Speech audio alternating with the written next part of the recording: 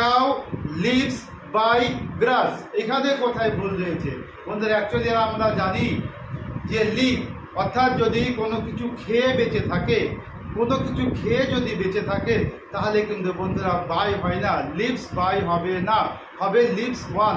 তাহলে উত্তর হবে the cow lives one glass. The cow lives on grass. যেমন বাঘ মাংস খেয়ে বেঁচে থাকে, the tiger leaves on flash.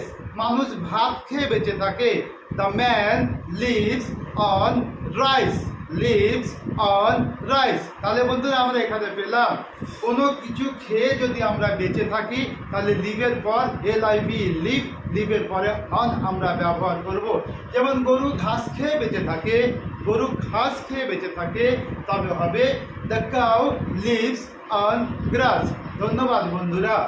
এরকম প্রতিদিন নতুন নতুন ভিডিও পেতে হলে অবশ্যই আমাদের এই পেজটিকে ফলো করো, লাইক করো, কমেন্ট করো। আর বন্ধুরা আজ থেকে সামার ভ্যাকেশন অর্থাৎ গ্রীষ্মকালীন অবকাশ শুরু হলো, অর্থাৎ আগামী সোমবার থেকে স্কুল কলেজ সব বন্ধ হয়ে গেল। এই যে বন্ধ হওয়াকালীন আমি প্রতিদিন ক্লাস ওয়াইজ একটা করে ক্লাস অবশ্যই করব।